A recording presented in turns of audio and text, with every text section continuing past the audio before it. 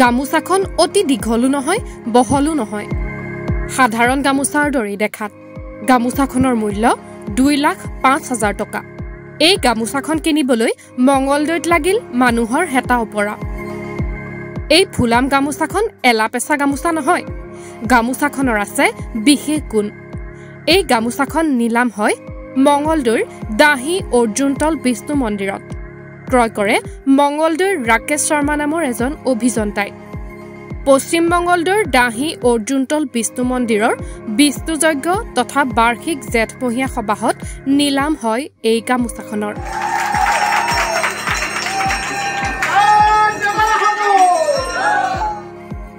অধিবাসৰ দিনৰে পৰা বিশেষ পূজা অৰ্চনাৰে থাপনাত ৰাখে এই গামোচাখন দেৱবস্ত্ৰ হিচাপে ৰাইজৰ মাজত এৰি দিয়া হয় নিলামত ৰাইজৰ মতে এই দেৱবস্ত্ৰ গৃহত ৰাখিলে সুখ শান্তি বৃদ্ধি হোৱাৰ লগতে অপায় অমংগলো দূৰ হয় সেইবাবে প্ৰত্যেক বছৰে লক্ষাধিক টকাত নিলাম হোৱা গামোচাখনৰ বাবে শতাধিক লোকে দিয়ে দাগ যদি এখন গামোচা আনিব পৰা হয় তেতিয়া হলে ঘৰৰ অপায় অমংগল দূৰ হয় আৰু পুণ্য হয় মংগল সাধন হয় হেতু কাৰণে মানুহৰ হেতা ওপৰা লাগে গামোচাখন পাবৰ কাৰণে পূৰ্বপুৰুষসকলৰ দিনৰ পৰা চলি আহিছে আৰু প্ৰত্যেক বছৰে জেঠ মাহত আমাৰ পূজাটো পাতা হয় আৰু যেহেতু ডাকৰ গামোচাখনৰ দাগ হয় বুলি সকলো ৰাইজৰ মানে জ্ঞাত হেতু কাৰণে বিভিন্ন অঞ্চলৰ পৰা মানুহ আহি গামোচাখন পাবৰ কাৰণে হেতা ওপৰা লাগে এইবাৰ কমেও 17-18 জন মান মানুহ ডাকত অংশগ্ৰহণ কৰিছে 2010 চনৰ পৰাই আৰম্ভ হৈছে এই দেৱবস্ত্ৰ নিলাম প্ৰক্ৰিয়া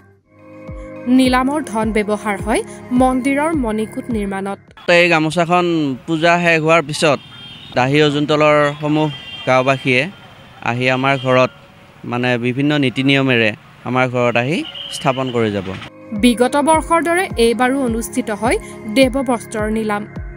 17 জনকৈ লোকে 1,75,000কৈ আগবঢ়াই যদিও ৰাকেশ শৰ্মাই পুনে পুনে 2,05,000 টকাত অন্তিম দাগ দি এই দেৱবস্ত্ৰ অৰ্জন কৰে নমস্কাৰ মোৰ নাম শ্ৰী ৰাকেশ শৰ্মা মোৰ ঘৰ মঙ্গলদৈৰ দাহি অৰ্জুনতলৰ চুতৰাঠিয়াবাৰী গাঁৱত আৰু আমি কৰ্মসূত্ৰে মঙ্গলদৈ টাউনত বাস কৰোঁ মন্দিৰত আমাৰ পূজা হয় দাহি অৰ্জুনতলৰ মন্দিৰত তাত মানে পূজা আৰম্ভ হোৱা দিনাৰ পৰা পুৰোহিতে বিভিন্ন ধৰণৰ পূজা পাঠ কৰি বস্ত্ৰখন মানে ব্যৱহাৰ কৰে যেহেতু আমাৰ অসমীয়াৰ স্বাভিমান গামোচা হয় সেইটো কাৰণে আমাৰ গামোচাখনকে বাছি লৈছে আৰু এইটো দৃঢ় বিশ্বাস যে ঘৰত যদি এখন গামোচা আনিব পৰা হয় তেতিয়াহ'লে ঘৰৰ অপায় অমংগল দূৰ হয় আৰু পুণ্য হয় মংগল সাধন হয় সেইটো কাৰণে মানুহৰ হেতা ওপৰা লাগে গামোচাখন পাবৰ কাৰণে আৰু ডাকৰ ব্যৱস্থাটো চলোতে মই 2,05,000 টকাত সৰ্বোচ্চ ডাকতা হিচাপে গামোচাখন পাবৰ কাৰণে সক্ষম হৈছোঁ মন্দিৰৰ পূজাভাগ আমাৰ পূৰ্বপুৰুষসকলৰ পৰা চলি আছে আমি জানাৰ পৰা আৰু দেউতাহঁতৰ পৰা ককাহঁতৰ দিনৰ পৰা চলি আছে তাতো আমাৰ পূৰ্বপুৰুষসকলৰ দিনৰ পৰা চলি আহিছে আৰু প্ৰত্যেক বছৰে জেঠ মাহত আমাৰ পূজাটো পাতা হয় আৰু যেহেতু ডাকৰ গামোচাখনৰ দাগ হয় বুলি সকলো ৰাইজৰ মানে জ্ঞাত হেতু কাৰণে বিভিন্ন অঞ্চলৰ পৰা মানুহ আহি গামোচাখন পাবৰ কাৰণে হেতা ওপৰা লাগে এইবাৰ কমেও 17-18 জন মান মানুহ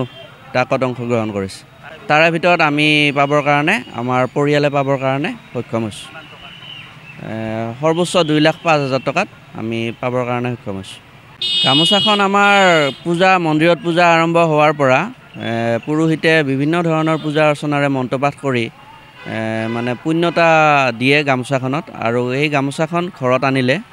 আমাৰ এটা লোকবিশ্বাস আছে যে ঘৰৰ অপায় অমংগল দূৰ হয় সেইটো কাৰণে মানুহৰ হেতা ওপৰা লাগে আমিও সেই একে আশাবাদী আৰু সেইটো হিচাপে আমি এইবাৰ পাবলৈ সক্ষম হৈছোঁ আচলতে গামোচাখনত 2,05,000 টকাত যিটো মানে বিক্ৰী হয় সেই বস্তুটো আমাৰ যিখিনি পইচা আমাৰ মন্দিৰৰ সমিতিয়ে মন্দিৰৰ ফালৰ পৰা যিটো পাব সেই পইচাটো আমাৰ মন্দিৰ নিৰ্মাণৰ ক্ষেত্ৰত ব্যৱহাৰ হয় সেইটো আচলতে খুব পুণ্যৰ কাম কাৰণ মন্দিৰত যিটো পইচা খৰচ হ'ব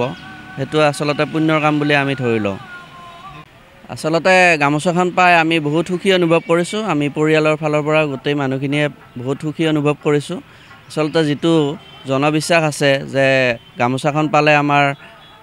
ভাল হয় আগন্তুক সেইটোৱে যাতে আমি ভগৱানৰ ওচৰত প্ৰাৰ্থনা কৰিছোঁ যাতে তেনেকুৱা এটা মানে হয় বুলি ভাল হয় বুলি আমি বিশ্বাস লৈ আমি বহুত মানে মানসিক শান্তি অনুভৱ কৰিছোঁ। এই গামোচাখন পূজা শেষ হোৱাৰ পিছত দাঢ়ি অজুনতলৰ সমূহ গাঁওবাসীয়ে আহি আমাৰ ঘৰত মানে বিভিন্ন নীতি নিয়মেৰে আমাৰ ঘৰত আহি স্থাপন কৰি যাব। সেইটো পৰম্পৰা আমাৰ সকলো যেতিয়াৰ পৰা আমাৰ ডাক ব্যৱস্থাটো চলিছে তেতিয়াৰ পৰা তেনেকুৱা মানে নীতি নিয়মেৰে পূজা পাঠ কৰি আহি ঘৰত থৈ যায়। যোনে ডাকত পায় তেওঁৰ ঘৰত আহি থৈ যায়। নিউজ ডেস্ক, দি কাষ্টুডিয়ান প্লাছ।